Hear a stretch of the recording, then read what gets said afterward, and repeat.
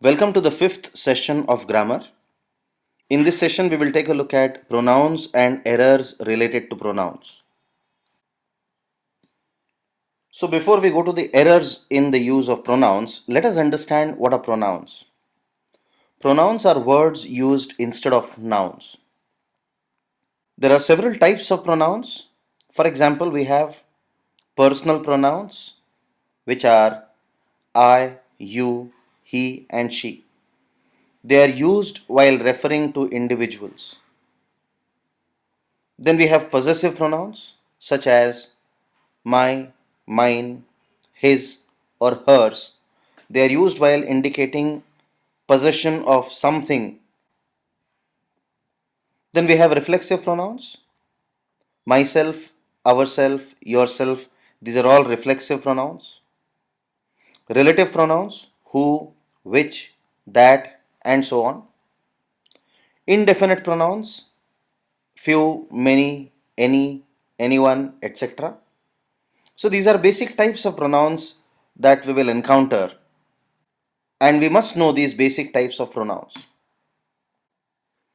So pronoun case. In the session on nouns, we had seen that nouns occur in cases depending on their functions in the sentence.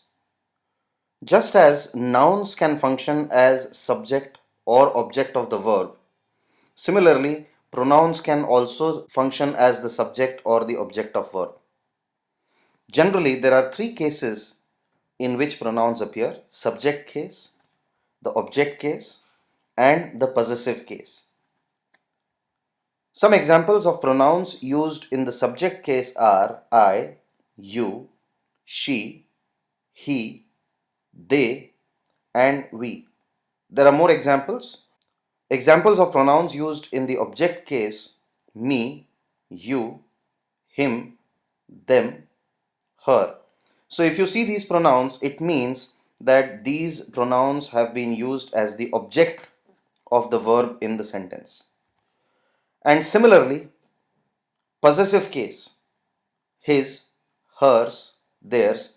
These are the pronouns used in the possessive case.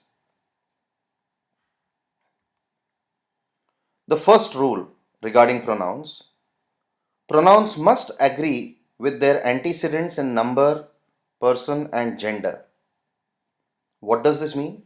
What is an antecedent? Antecedent is the noun for which the pronoun has been used, and therefore it is logical that the pronouns must agree with their antecedents in number, person, and gender. For example, skaters practice, we have two options, its or their routines every day. Now you observe that the pronoun used can be either its or their. What does this pronoun stand for? This pronoun stands for the noun skaters. So antecedent of its or theirs is skaters. But skaters is plural. And therefore this pronoun also must be plural. So the correct choice is skaters practice their routines every day. Similarly, the photos in this album are losing its/their color. These pronouns apply to the word photos. Remember, we had already seen that any words that follow after a preposition, like in this album, cannot be the subject of the sentence. So the subject of the sentence is photos, which is plural, and therefore we replace here, instead of its, we will use their. The photos in this album are losing their color is the correct sentence. Let us take another example. As Indians, we celebrate our Independence Day on the August 15th every year. So as Indians, we are speaking on behalf of all Indians, and therefore the correct usage must be we, and as it stands for Indians, which is plural. So as Indians, we celebrate our Independence Day on the August 15 every year. What happens if the antecedents of the pronoun are compound antecedents? Compound antecedents means they are made up of more than one noun. The following rules will apply. Compound antecedents connected by the word and will always take plural pronouns because they will be considered plural. Similarly, if a compound antecedent is connected by or the word nor, then the pronoun must agree with the nearest antecedent. These rules are similar to the rules of nouns and therefore it might be easy for you to remember. Let us take an example. The players and the umpire have had his oblique their breakfast. Here the antecedent of the pronoun his oblique their is the compound noun players and the umpire. So the players and the umpire have had their breakfast. Another sentence, the class cast its oblique their votes for the election. So class is a collective noun, and remember the collective noun class will be treated as a plural in this sentence simply because each individual of the class cast his or her vote, and therefore the class will be treated as plural and the class cast their votes for the election is appropriate. Its is incorrect. Another sentence, the class expressed its oblique their approval of the teaching methodology.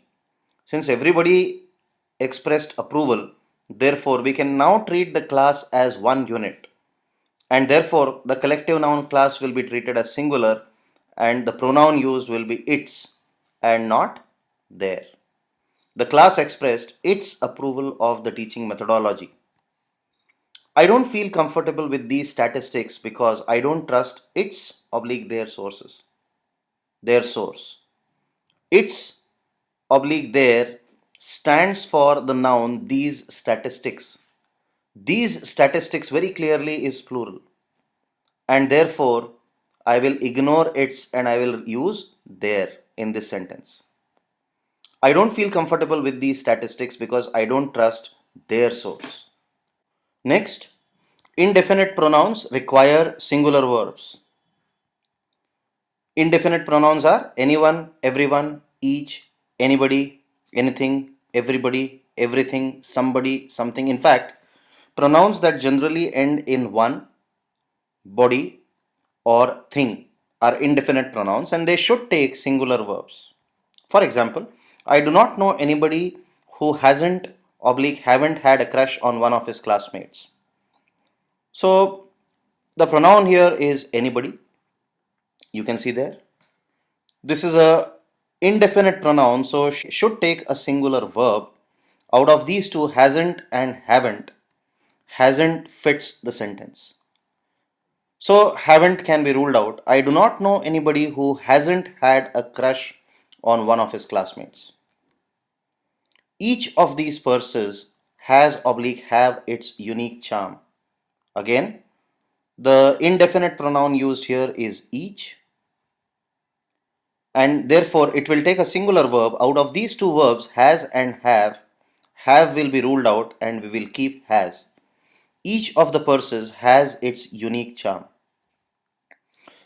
Another important rule, the antecedents must exist in the sentence and must not be vague. For example, let's take a sentence like, the players' bats are precious for them. In this case, the pronoun is them. And what does this pronoun indicate? The pronoun indicates players' bats. So we have them indicating players' bats. Now, from the meaning of the sentence, it does not seem that the players' bats are precious for players' bats. The players' bats can be precious to the players, but not bats themselves. And that is why the use of pronoun here is incorrect and we need to change this sentence. We cannot use them to indicate bats here. So the corrected sentence will be, the players' bats are precious for the players. We have reached an end of the first part of this session. The remaining part of this session is continued in the next session. Please click grammar 6 for the remaining part.